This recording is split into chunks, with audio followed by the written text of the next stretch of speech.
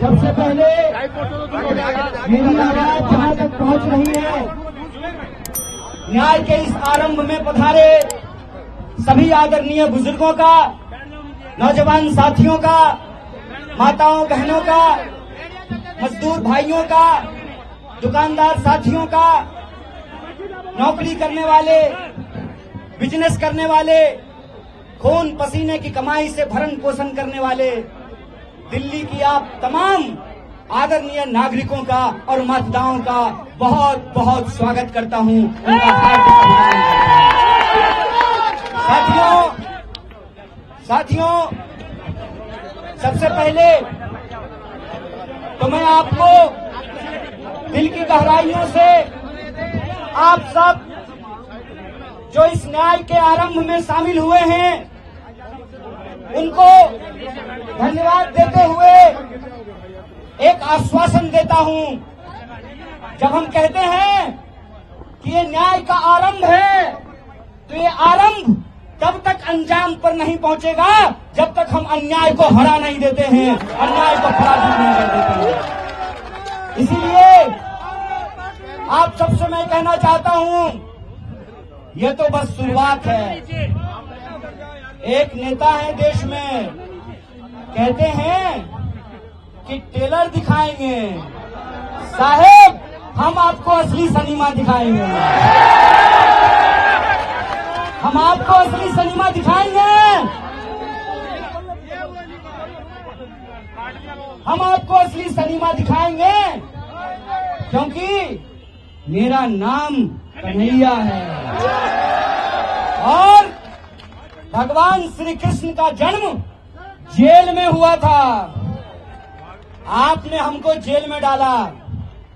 आप इस देश के विपक्ष के मुंह पर ताला लगाना चाहते हैं, विपक्ष के नेताओं को जेल में डालना चाहते हैं। जब आपने हमको जेल में डाला था उसी तिहार में, तो वहां से निकल करके हमने इस देश की सत्ता को चुनौती दिया था। हमने कहा था कि जब तक जेल में चना रहेगा आना जाना लगा रहेगा। याद रखिएगा, ये वो देश है कि हम सहते भी हैं और जब पानी सर से ऊपर उड़ जाए तो अपनी पूरी ताकत से उसके खिलाफ लड़ते भी हैं।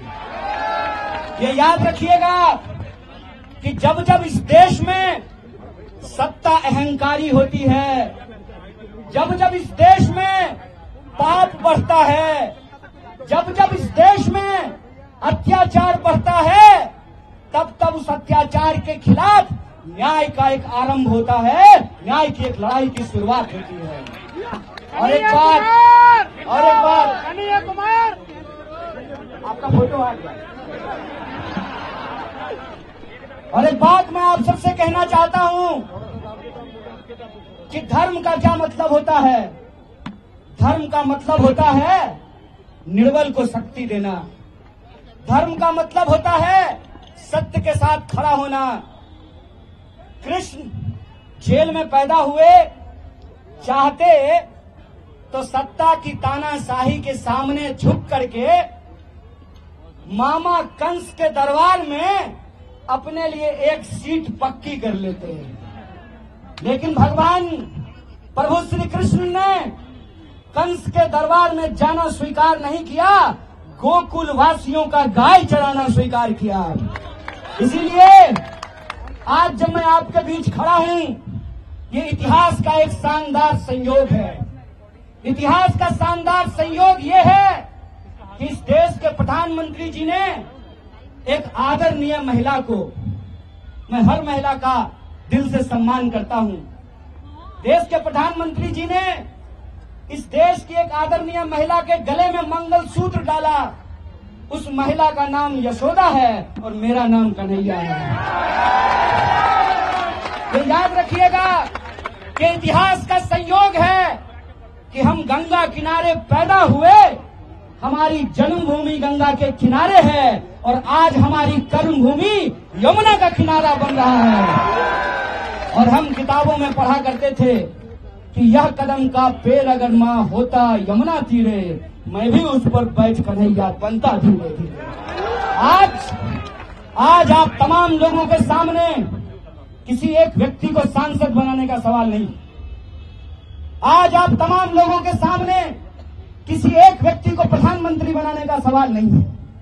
आज आप तमाम लोगों के सामने किसी एक गठबंधन का सरकार बनाने का सवाल नहीं है। सवाल ये है कि इस देश के आम नागरिकों के आत्मसम्मान के साथ खेला जा रहा है। वोट की लड़ाई में मुझे कोई दिक्कत नहीं है। वोट की लड़ाई में कोई एक बार सांसद बने, 2 बार सांसद बने कि 10 बार सांसद बने, मुझे इस बात से दिक्कत नहीं है। लेकिन मैं समझता हूं कि जो मौजूदा शाह और तानाशाह हैं, ये सिर्फ आपसे वोट नहीं चाहते हैं, ये चाहते हैं कि दोबारा आपके ऊपर अंग्रेजों की गुलामी थोप दी जाए। ये चाहते हैं कि इस देश में जो संविधान बना, बापू ने जिसके लिए खून बहाया, बापू ने अपनी जान गंवाई, शहीद बापू कहा करते थे, रघुपति राघव राजा राम, पतित पावन सीताराम, ईश्वर अल्लाह तेरो नाम, सबको सन्मति दे भगवान। बापू के उस देश में जब डॉक्टर बाबा साहब भीमराव अंबेडकर ने कहा कि संविधान की व्यवस्था में चाहे हेलीकॉप्टर पर उड़ने वाला इंसान हो या जूता सिलने वाला इंसान हो, सबका वोट बराबर होगा। यह जो संविधान की ताकत है, उस संविधान की ताकत को आप कमजोर कर रहे हैं। एक सवाल मैं आपसे पूछना चाहता हूं, इस देश में सरकार बनाने के लिए 280 सीट काफी है। इस देश में बेरोजगारी समाप्त करने के लिए 280 सीट काफी है। इस देश में महंगाई खत्म करने के लिए 280 सीट काफी है। आप तमाम नागरिक अपने दिल पे हाथ रख करके जरा सोचिएगा कि 400 सीट इनको क्यों चाहिए। ऐसा कौन सा काम है जो ये नहीं किए हैं और करना चाहते हैं? ये कौन सा टेलर की बात कर रहे हैं और ये कौन सा फिल्म हमको दिखाना चाहते हैं? इसके बारे में आप विचार कीजिएगा। इसीलिए आज जब हम आपके बीच आए हैं तो 3 मुख्य बिंदु पे आपको ध्यान देना पड़ेगा। पहला, मैं प्रत्याशी नहीं हूं। नॉर्थ ईस्ट दिल्ली के अंदर जो 24 लाख लोग हैं वो प्रत्याशी हैं, उनको प्रत्याशी बनना पड़ेगा। ये बात मैं इसलिए कह रहा हूं कि आप सोचिए, दिल्ली में 7 सीट है, 6 सीट पे टिकट काट दिया गया। साहेब सिंह वर्मा जी का बेटा का टिकट काट दिया गया और सुषमा स्वराज जी की बेटी को टिकट दे दिया गया। हाय रे परिवारवाद। सवाल ये है कि क्या वो 6 सांसद काम नहीं करते थे? अगर काम नहीं करते थे तो उनका टिकट काटा गया, तो इस क्षेत्र के जो सांसद हैं उनको क्यों टिकट दे दिया गया है? इस पर जरा आप लोग विचार कीजिएगा। और वो विपक्ष को गाली देते हैं, प्रधानमंत्री जी के नाम से वोट मांगते हैं, लेकिन ये नहीं बता पाते हैं कि 10 साल में उन्होंने नॉर्थ ईस्ट दिल्ली की जनता के लिए क्या किया है। आजकल मीडिया वाले लोग यहाँ खड़े हैं, मीडिया वाले कहते हैं कि 14,000 करोड़ का काम किया है। मीडिया में वो बोल रहे हैं। आप लोग बता दीजिए, माननीय सांसद जी का 14,000 करोड़ का काम दिखाई देता है? इसका क्या मतलब है? इसका क्या मतलब है? या तो सरकार ने 14,000 करोड़ रुपया दिया नहीं, या 14,000 करोड़ अगर रुपया दिया तो उसका हुआ क्या? उसका हुआ क्या?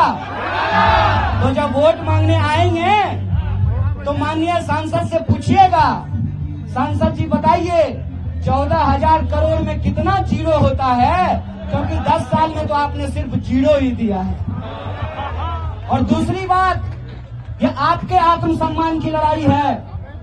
6 सीट पे कैंडिडेट बदल दिया, आपका कैंडिडेट क्यों नहीं बदला? क्यों? क्योंकि उनको लगता है कि चुनाव के वक्त माननीय सांसद महोदय आएंगे, थोड़ा मनोरंजन करेंगे और वोट लेकर के चले जाएंगे। ऐसा होगा क्या? ऐसा आप होना देना चाहते हैं? इसीलिए मैंने कहा कि मैं कैंडिडेट नहीं हूं। आपको अपने हक और अधिकार के लिए नॉर्थ ईस्ट दिल्ली में रहने वाले जो आम लोग हैं, अपने आत्मसम्मान के लिए इस बार प्रत्याशी बनना पड़ेगा। आपको चुनाव लड़ना पड़ेगा। बोलिए, चुनाव लड़ेंगे? आप सब प्रत्याशी हैं ना? आप सब एमपी हैं ना?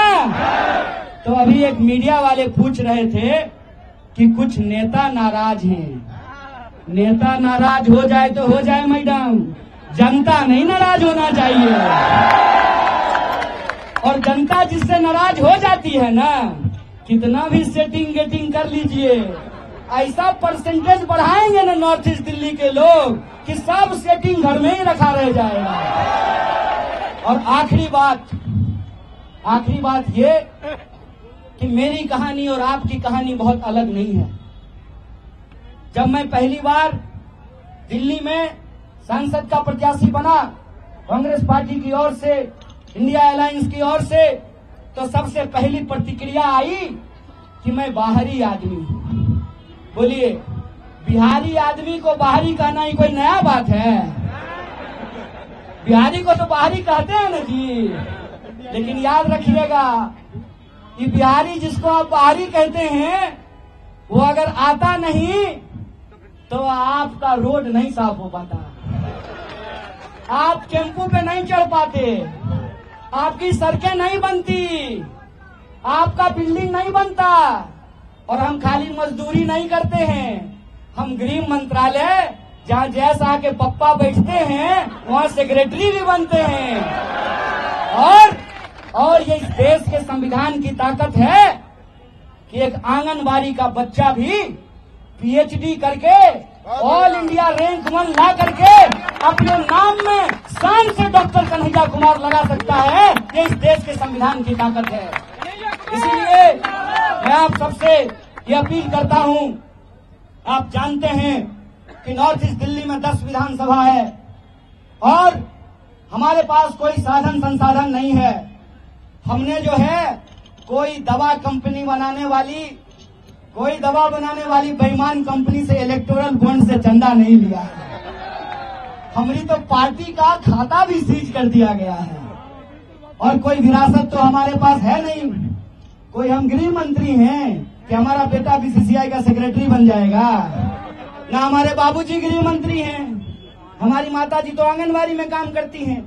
तो ना हमारे पास न धन है न संसाधन है, लेकिन हमारे पास एक चीज है, सूरत के लोगों की सीरत आप लोगों की नहीं होने देंगे। सूरत का उम्मीदवार भाग गया और वहां के लाखों वोटर देखते रह गए और बिना चुने ही कोई एमपी बन गया। यहां खड़ा होकर के हम इस देश का नमक खाए हैं। आपके सामने ये शपथ लेते हैं कि हमारे शरीर में, हमारे रगों में आखिरी कतरे तक हम अन्याय के खिलाफ न्याय के लिए लड़ते रहेंगे, हम भागने वाले नहीं हैं। इसीलिए आपसे हम अपील करते हैं कि ये लड़ाई अन्याय के खिलाफ न्याय की लड़ाई है और इस न्याय की लड़ाई में बोलिए, आप न्याय योद्धा बनने के लिए तैयार हैं कि नहीं है? अगर आप न्याय योद्धा बनने के लिए तैयार हैं तो इस लड़ाई को हम पूरी शिद्दत से लड़ेंगे। आप अपनी आखिरी सांस तक लड़ेंगे, आपने आखिरी खून के बूंद तक लड़ेंगे, इस बात को याद रखिएगा। और सबसे आखिरी चीज, आज अगर इस मंच पे खड़ा होकर के प्रत्याशी बन करके मैं अगर भाषण दे पा रहा हूं, सरकार के आंख में आंख डाल करके अगर सवाल पूछ रहा हूं, उनकी टैंकों से नहीं घबरा रहा, उनकी ईडी से नहीं घबरा रहा, उनकी बंदूकों से नहीं घबरा रहा, उनकी जेल से हमको नहीं डर लग रहा, क्योंकि हमारे पास संविधान की ताकत है। इसीलिए आज की नामांकन रैली में हम हाथ में प्रस्तावना लेकर के आए हैं